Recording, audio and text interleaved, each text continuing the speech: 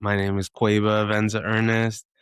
I don't really like to box in my creative practice. I just like to call myself an artist. I work in, I guess primarily I work in dance, but I also explore music, cultivating community spaces.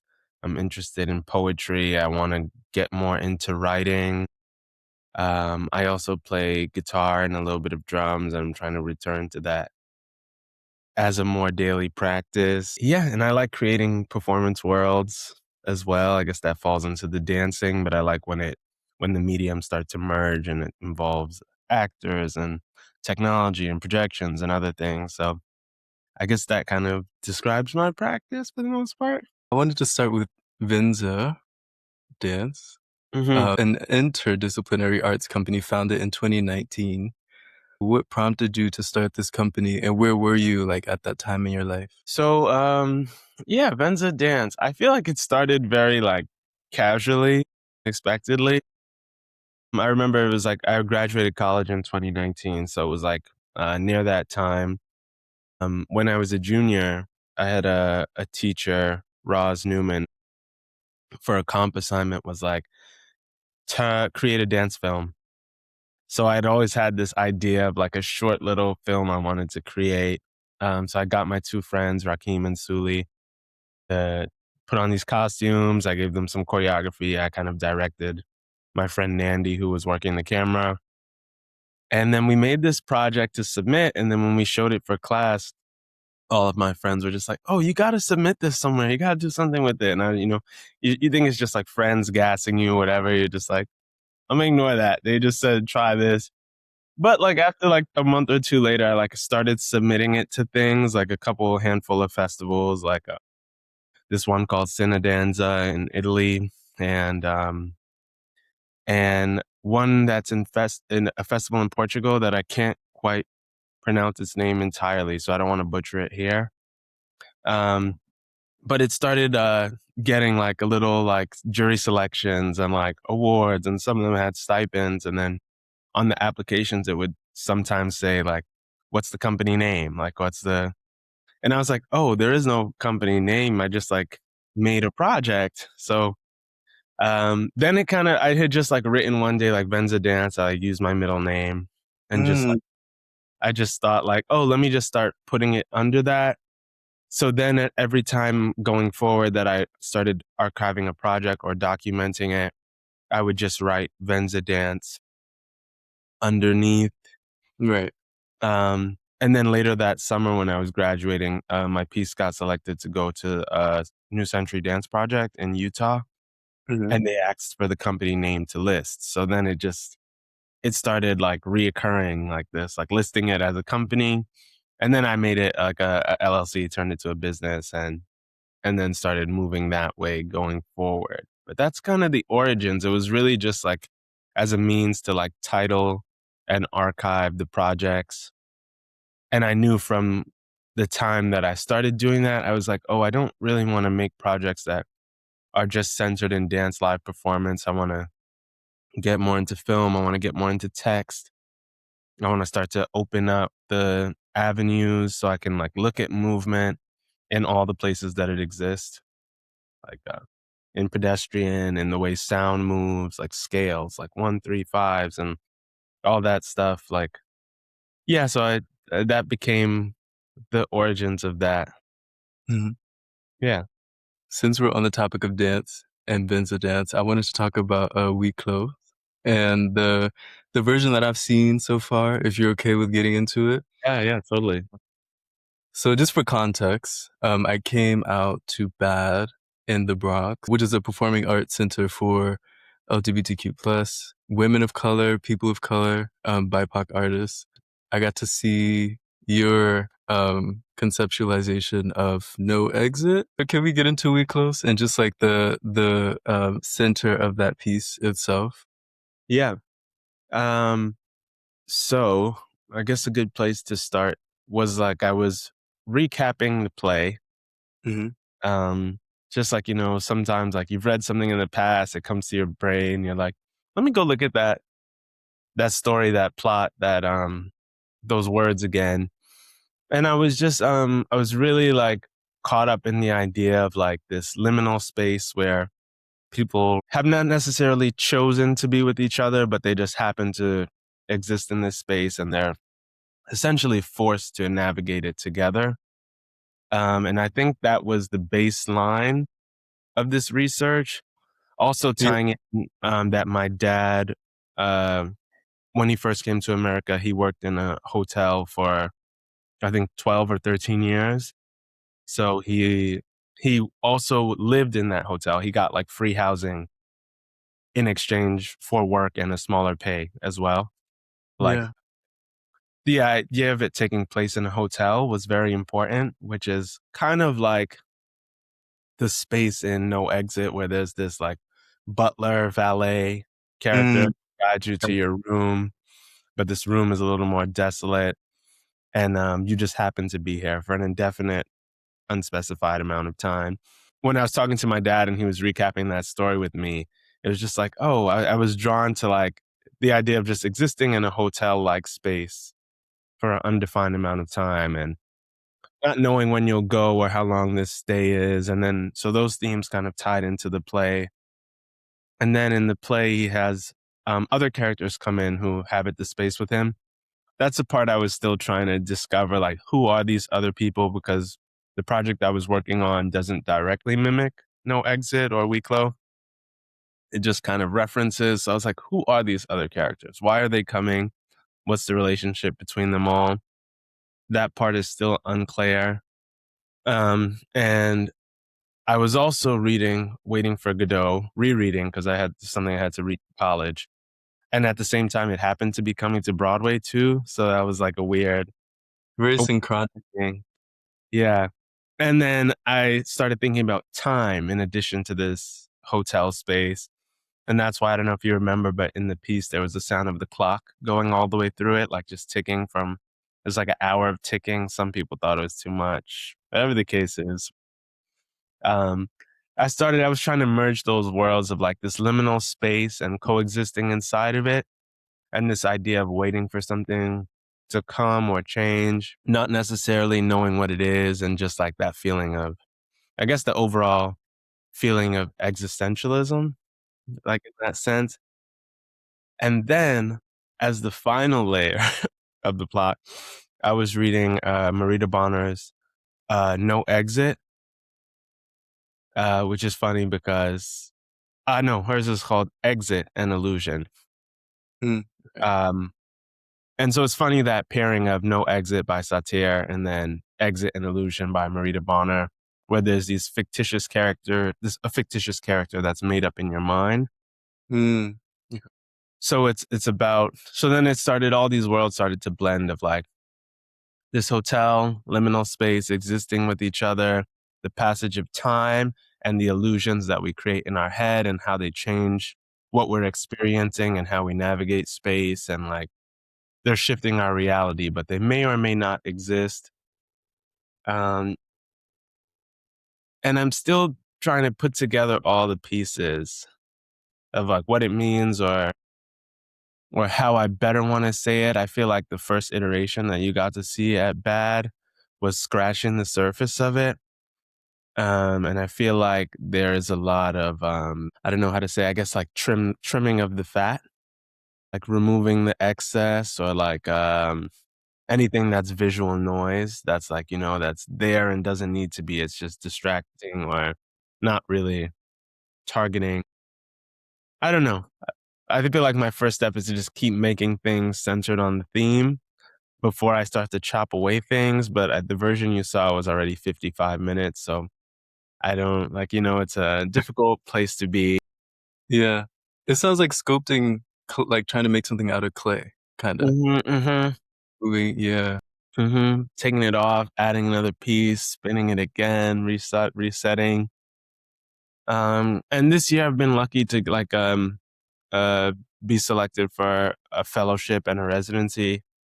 One with Dancing While Black Fellowship, which has some space and presenting opportunity and a little bit of financial support, and the Center for Performance Research residency as well. So there's some space through the years to kind of like workshop just not this, but just like anything, any idea that comes to mind and try to really see what my artistic voice is guiding me towards. Because sometimes you just be lost in the studio.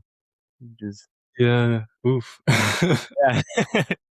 You just sit there, you use up your 3 hours, and you go home like, "Dang, nothing was accomplished besides overthinking." Have you ever sat on the studio floor just like Mhm. Literally, like 2 hours, I'm like, "Oh, 30 minutes left. I didn't warm up. I didn't make nothing. I didn't think about nothing."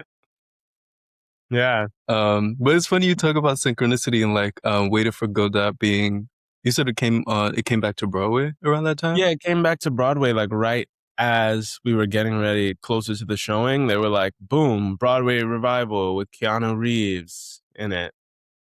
And I was like, "What?" Waiting for Godot out of the blue, and then a friend actually sent it to me, like, "Look what they're about to do." I feel crazy right now because last night I was thinking about this heavily, like preparing for this, and I was just in overthought. And I was when usually when you're thinking too much about something, you go to bed and it's still like subconsciously Mhm. it's thing. Definitely. I had a dream because I've been watching interviews of Kiki Palmer and Keanu Reeves because they did something together Whoa, recently, and the name Keanu Reeves was in my dream, and then that's weird. But anyway, crazy. literally before I went to bat to see your show, I was at work and my coworker, my manager, she was telling me her mom came to visit from San Francisco. And I was like, "What did you guys do?" And she was like, "We went to go see Waiting for Godot." Yeah. And this is before I went to bat. I don't know, it just all of this sounds very like timely. Yeah, crazy. Yeah. I would have never thought Keanu Reeves would end up in that either, like Great. But just for context, like for people who haven't heard of Huis Clos, the original version, it's a 1994 existentialist play by Jean Paul, where three deceased characters are trapped in a single room in hell for eternity, finding their torment is not physical torture, but the constant, inescapable judgment of each other. Um, just for context. And yeah, like just watching your depiction of the story in your own way, and having people of color in the performance. For me, I was having I was in a stage in my life where I didn't really know where I was. I guess you could say I felt lost. And when I went to go see the show, I feel like it gave me a lot of self-reflection and a lot of things to sit with. And because Bad is like the stage is the same level of the audience, it felt like we were kind of a part of the show in a way, because we were all on the same floor. So it felt like it felt like that barrier between like audience and stage was kind of removed. And because you guys were facing us a lot of the time, it felt like we were also being taken in a way. For me personally, it felt very confrontational from my perspective. And I loved a lot of the elements, like how everybody seemed to have a character. So like even though, it's a dance piece, but it still has that element of play, you know? yeah, and it was my first time trying to integrate, an actor, a friend of mine, Alex Diaz, who does a lot of work in dance, film, and acting. Um, we had them come in very quickly because it was the week of they began to get the script and finally step into the space with us, like leading up to the Friday. So we did that basically in a week. And it was where I think that's an area that also still requires more development as well. The script to really hone in on what the words are, how much they come through, because we weren't using a mic as well. And some of the audience I remember was telling me about how they enjoyed how the sound would disappear and reappear and come back and exit. Um, which was unintentional. It just happened to be the music level and the dancing drowning out the text. And then at other points, it would come through more clearly. Um, so that's in the interdisciplinary-ness of it all. That's something that I want to keep working on, how to better integrate that text, the actor.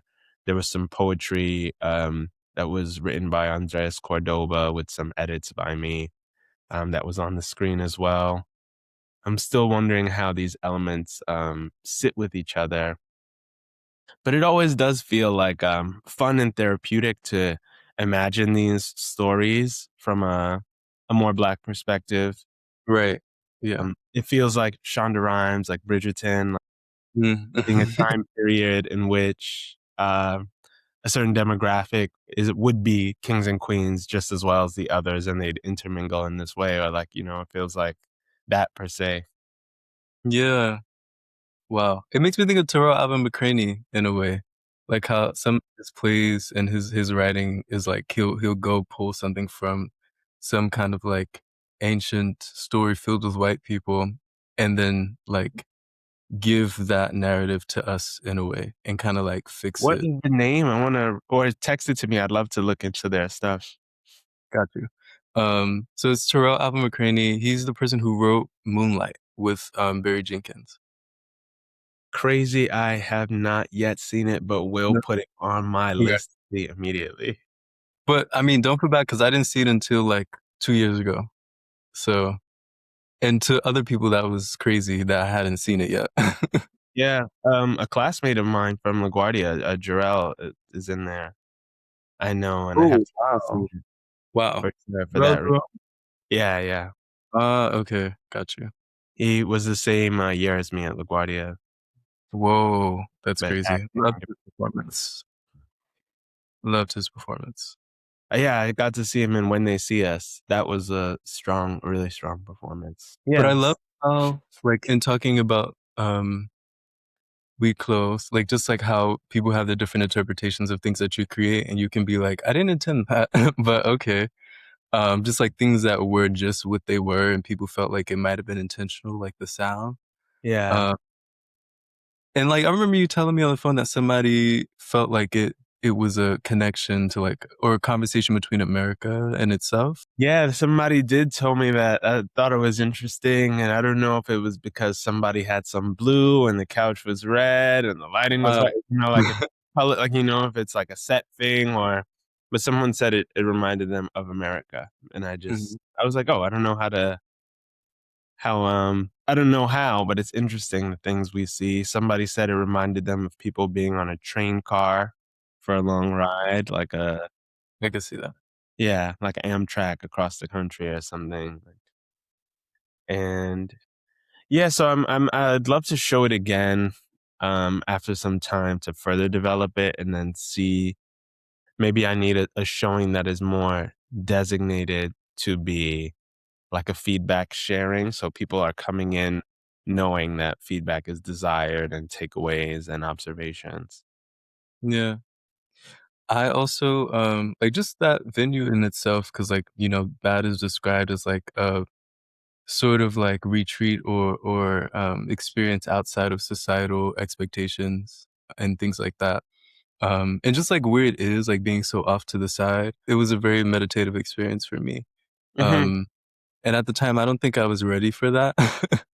But and there were moments where I had to remind myself, like, this is a performance that you came to see. This doesn't have anything to do with you. But I think art is just it can feel so personal sometimes for Hmm. people.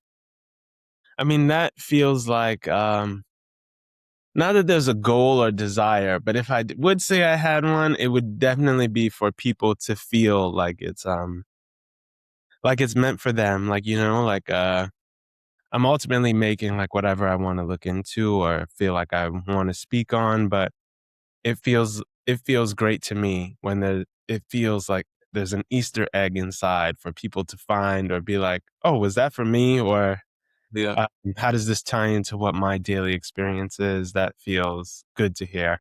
But yeah, something else I wanted to talk to you about is like the subconscious at work through your creative work. When I was preparing for this, I opened this because sometimes I read the Paris Review interviews for Oh, poet. Um, and there was an interview with this poet, Rosemary Waldrop. I've never read anything of hers, but I read the interview in the beginning. It was like the interviewer asked something about like the writer turning to collaging to get away from writing about their overwhelming mother. um, and then the artist answered and was like, "Yes, I did." And then the interviewer was like, and you said that once you stepped back from the collages, you realized you were still making things about her. Um, and that's very specific to that artist. But for me, I was thinking about just like how the subconscious works. Um, yeah. So for you, like as an artist, have you ever had an experience or looking back in hindsight on things that you created where like you can see what you were saying that you probably didn't realize at the time? I think a theme. I don't know if it's a theme or if it's my own bias coming into it, but I feel like subconsciously I'm starting to see that every time I make something, it's there are themes of home involved in it. Uh, in any capacity, I'm like in this case for the most recent work, like I'm talking to my dad, who's a little bit older. He's 77 this year. And I'm just listening to him talk about the past, about his history, and about his upbringing and stepping into America and guiding that journey. And like subconsciously, the piece, starts to direct itself towards that. And it feels like a means of uncovering more about my history or more about different choices that could be made along the journey. And in the previous work I did at Jamaica Dance Festival last summer, um, it had a similar theme of home and the juxtaposition of home and like how home can be the place where we're most happy and experiencing feelings of joy, but it's also where we can cry and break down on our lonesome, and like the duality that can exist in home. Also, the duality of how it's so personal and specific to us, but it's such a global and uh, Mm, the right term, interpersonal. Everyone has a home. So it's expansive in that way, but everyone's home mm, means something different. It looks like something different. So that juxtaposition too. Yeah. And I see that's a reoccurring theme or maybe ideas around like softness, upbringing, history, like start to subconsciously slip in or yeah. I don't know if that quite answers the question, but yeah. wow. It's kind of like, this is yours, like everything that you're doing is yours and it's you, but it's also like we are in a way an extension of somebody, kind of. And then it's like their stuff is kind of working through us a little bit too. It's crazy. Wow. Um, and like for me, like with the subconscious, I put together like I could call it a poetry book, but like I don't know. A piece that I submitted somewhere, but like I didn't know that it was for Black queer boys, but I didn't know that at the time. Like I was just writing from a very honest, authentic place for a while, and then I just started pulling things from different times and writing new stuff and putting it into this project. But then I read it back after I submitted it because I just wanted to feel all of it for myself, no matter the outcome. And it was just so clear. Like I realized that all this time I was writing this for someone specifically. And I've never, like, I know my identity, but I don't think I've ever really done something for a very specific demographic before. And I know that's a while to hear a Black person say, but I feel like I've always created stuff like with hopes of people from all walks of life, like being able to, you know, relate or find themselves in it internally in some way. But I feel like this was the one time I stepped back from something and realized that like it's for like a very specific person. And sometimes subconsciously, even when it feels like it's not, it always is. Hmm. Or a Yeah. specific, like even when we feel that it's broader because of who we are, like naturally, sometimes it leans towards being specific for a certain, you know. Hmm. Will you share that poetry soon? Or Actually, I shared one thing from that at Ernest Records the last time I was oh, there. amazing. Well, Hmm. I don't remember what it was, but it was something like just one page from it. was it the one related to Ulysses Dove? Was it that one? I remember that one that you did. Related to who? Ulysses Dove, you said it was inspired by a photo. This Oh, that was Alvin Ailey. album that That is in there, yeah. And then so I shared 2 then. yeah, yeah. I think you might have done 3. I don't know. did a few things, but like out of those, I think two of them were from this project. But Okay. the one with Bailey definitely is in it. And then there was a second one, but I don't remember which one it was. Even I was gonna come to Ernest Records later on in the talk, but since we're here, um, at what point and like when did you decide that you were gonna invest in a space in the city where the borough where you're from, and like make room for other people, other artists to be themselves? I guess years ago I'm born and raised in Brooklyn, so I've always been here. But to access the arts, I've always had to leave here. And that's something I never quite clocked like as a kid, growing up. Um yeah, it's something I never quite picked up on. Like the nearest thing is like BAM or downtown Brooklyn, like, towards arts, but like being in Bed-Stuy, I always went up to Harlem or went to Manhattan or had to change location to access art. And seeing that, I just felt like, oh, this feels like a way to bridge the gap per se. I know I'm not doing nothing, no heavy lifting, but starting to cultivate community here around the arts. I was as soon as I could realize I was interested in doing so. I think also having like a background in music. My dad, coming from St. Lucia, used to be in a band called Raindrops and Tears, and they used to tour the Caribbean. So he was always big on music. That's how I started. I grew up playing guitar in a jazz band with my brother who played keys and my sister played drums. So everyone was already deep into music. And so it felt like a no-brainer to start working on a space geared towards music, something that everyone has a passion for, is involved in. Um, and the space used to primarily be like a for-profit, like rental studio to create and book out. But it kind of changed around the pandemic when people started getting a little more distant, disconnected, and it felt like there was a great time to like rebrand the approach or change the offering or the usage. And in the middle of changing out some equipment, like getting rid of some pre-existing equipment that took up a lot of space, it opened up Yeah. the room to perform, to bring more bodies into the space, to share. So we still do creation and the space rentals, but we now have like shifted towards being like a space for community gatherings. And so we've started expanding to these live recorded performances, that some are free, some are paid, but majority of the proceeds always go back to the artist and putting the night together. I mean, just operational expenses. And yeah, that's kind of the journey of that coming together. And we still are doing events now. So to anyone who ever sees this, come on down. We do Yes. lovely poetry night, a lot of jazz nights because I'm big on jazz, but there's all kinds of music. We kind of just give a platform for artists to share what they want to share, Hmm. without feeling like they have to check off tons of boxes on a venue's criteria. You don't need a k followers, or you don't need to guarantee you'll bring this many people through the door, or whatever the case is. So something that's more accessible, something that's more for a community, and a way to get to a great music performance or poetry night without having to exit Bed-Stuy and go to the Lower East Side or up to Harlem or anywhere else. And it's like we're not asking you to go around selling tickets for Yeah, artists. yeah, yeah, yeah. You don't have to bear that burden or responsibility either. Yeah.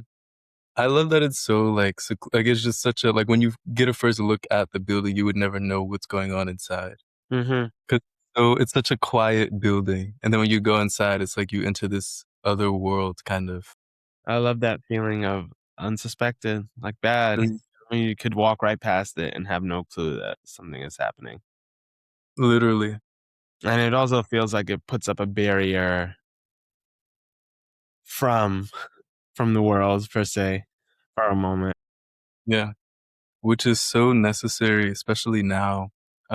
So you started this before COVID. Yeah, it was a recording studio that was put together by like my family, my brother, my sister, Mhm. myself and my dad. We started building it all together. And there's the primary engineer at the time when it was first beginning was a guy named Commissioner Gordon, who he worked on like the Miseducation of Lauryn Hill. He was like the producer mixer for that album. I mean, he's done stuff with like Amy Winehouse and other artists. Uh, Well, and so it was a studio that operated that way, and there was like a large Neve mixing board there to mhm. begin with. And that's how it kind of worked. Like the clients would come in, they'd work with Gordon and some other intern producers, and it would operate that way. But the shift really happened when COVID struck and people weren't meeting up in person. And then it shifted to like doing things via Zoom, just emailing me the tracks and then we'll work on it, send it back, and, you know, a little bit more like that. And it just bred for room for change to occur, you know. um, which was a great thing actually because it's opened up a ton of new doors. But going back to this idea of like interdisciplinary anism, um, and just like having so many different mediums in one space, like I don't know, I feel like being intentional about that is amazing because if you really think about it, when it comes to dance, like everything is happening anyway. Like literally as a choreographer, like you kind of have to write a statement. You have to write a bio. Like you're writing, you're probably collaborating with lighting and sound and like all these things that if we really, look at it with that context, we kind of are doing all these things already in a way. Um, but I was curious about like what happens when we blend art in one room. Um, and obviously in We Close, like there's a lot of furniture going on and being moved around on the stage. And when I saw your exhibition, your performance with Primal Mysteries, the exhibition done here in New York by Sebastian Leon and John Wigmore. Um, and this idea of like pushing boundaries and seeing you perform in that space with these sculptures, it kind of made me think about the show at Bat a little bit and just like how all of these things are kind of in conversation with each other. Um, yeah. But how did it feel to interact with the sculptures in that space and with the jazz instruments? This was another one where you're blessed in terms of alchemy.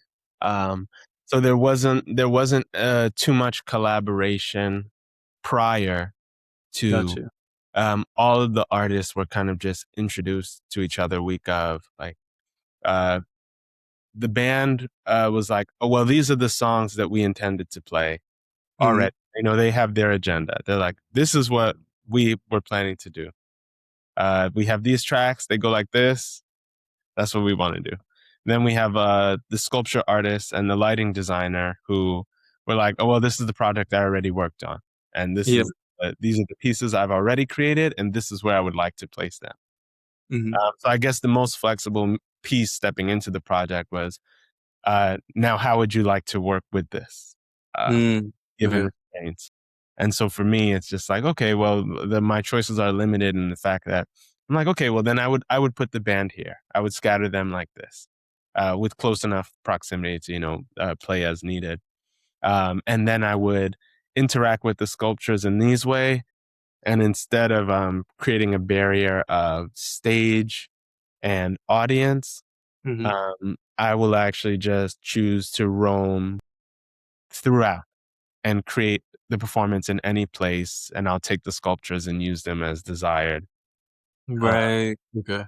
so this one was a situation that was blessed in terms of great alchemy, that the pairing of the sound, the sculptures. I was initially going to request like different sculptures and with different colors and shapes to do something a little more peculiar, but um, in the end, it turned out to be best to just have a singular color palette and the solidified two shapes to work with, which were also pretty heavy to dance with for a while. But that's how Nope. that Primal Mysteries. What was that? I said I was gonna ask you about the weight. of the, because I saw the photo where you had the two of the white pieces in your hand Yeah. and asked you how heavy they were. Yeah, they were heavy, not like 50 pounds each, but like definitely like, like a solid 15-pound weight, 12-pound weight. And so if you're, moving through the space holding these for extended periods, definitely like a little bit of a workout. Yeah. Was this for the opening? Yeah, for the gallery opening, they were presenting the new sculpture work, and that lighting designer had designed a new collection of lamps. Hmm. And the musician was Wallace Roney Jr.'s band. And they were part of an organization called Jazz House Kids, which I think supports children with like free music lessons and performance opportunities, etc. That was a fun performance, fun night. And then I saw Alone Together by Gary Clark, the music video. Oh, Um, that was a yeah, recent. Yeah, that one was recent. and it kind of reminded me of the show a little bit, the exhibition, kind of just the way that you and your co-star were dancing in this environment, and like the furniture, everything just seems so like intentionally well placed throughout the space. And it just kind of had that feel for me, like being in an art gallery. Yeah, It's yeah. like these two beings interact with each other in this like performance dialogue. Was the exhibition performance choreographed or was it improvised or both? For Gary Clark? For sorry, I'm jumping around. Going back to Primal Mystery. Primal Mysteries. Then I feel like I've started to realize, after when you start to create stuff, not that I've been creating for a long time, but you start to notice your patterns or your habits or things you gravitate towards. And I noticed that I I desire or require or just inevitably lean towards having both. I feel like Mm, don't get me wrong, millions of choreographed dances from top to bottom that are beautiful and appear to be free. But for me, it always feels like true freedom exists in improvisation, in the land of choice, in the land of opportunity to go off script. It's real. If it feels more real when I feel like I can reach the direction I want, not the prescribed direction that yeah. was planned. And so every performance I do these days always has elements of choreographed sections and improvisation. It feels secure for me to know that, all right, these are parameters and this is an existing amount of movement. So I don't feel that I'm just like, floating in the wind. Like, where am I going to go? What am I going to do? Which I also Yeah. do sometimes, an entirely improvised performance, but it feels good to say that I can take a mental break from being, so active in choice making, still present when you're performing, but I can teeter between, all right, these are prescribed movements that I've planned out to this music. And then if I ever feel like it, I have the ability to veer off course and return. And I always have something to come back to. So that's kind of grounded, but I don't feel chained to the ground. I can kind of fly away as needed. And then Like, it's like, all right, I'm feeling really sluggish right now. I don't have to force myself to per se get through this material. I can say, all right, I'm going to choose something that's softer, slower, more shape making. mhm. There's that flexibility that also eases my mind and body too. You're like, let me sit in this chair, and they Yeah, think and then it's a just pose with these sculptures like this way and make this an introspective moment for somebody. yeah. But really, I'm catching my breath. Mhm, mhm, mhm. um, but yeah, like the process of working on Gary Clark's Alone Together. Um, was that how was? I mean, I know you worked with someone else, but was that also choreographed or improvised or both? What was that process like? The director and choreographer for that Yeah. project was Amy Gardner, uh, Okay. who does a lot of like casting work and runs a program called Dance Haifa. So she brought me onto that project, and she was crafting a lot of the movement and asking, for a dancer input of like, oh, what do you think if we came this way? So it's always collaborative in that sense. But she was the lead choreographer there. And then there were moments where the director and Amy wanted us to just improvise through the space and meet up at points. So a little bit of blending. It kind of leaned into the way I like to work, where some movements were choreographed by Amy, and there was room to also improvise within. We had some set parameters of like, all right, we'll have you two walk this way, walk backwards, walk forwards, and then go into some improvisation that splits you up Mhm. and Okay. sits you in the chair. And I really like working that way as well. Mhm. But just to go off script, like just going back to you talking about like having a template as a performer and then like being able to stray away from that, not wanting to be over prepared. I kind of want to open up this moment for us to just kind of veer off and talk about anything that is sitting with us each right now individually, or like anything that has come up for you lately as an artist or person, like in this world or just in your own right that feels like relevant to you right now. I guess like I'm always questioning purpose. I Mhm. don't know, that's something that always comes up for me, and I always try to, like, put it in the work, or I think about it whenever I do something or create something, I'm like, "What is my intention here? Why am I doing this? Did I want people to get something out of this? Why are we gathering here? What is the point of creating?" Um, I don't know if it's a lot of, like, doubt, but it's just something that always comes to mind, like, I'm always just thinking, "What is my purpose? What is my intention?" For better or for worse, those thoughts always come to me. I think try to approach everything with a sense of purpose or intention, and even as I do so, I'm still questioning, do I really have purpose or intention here? Yeah, yeah. Is it true? I don't know if that's quite clear, but that's just what it feels like. That's very clear, yeah.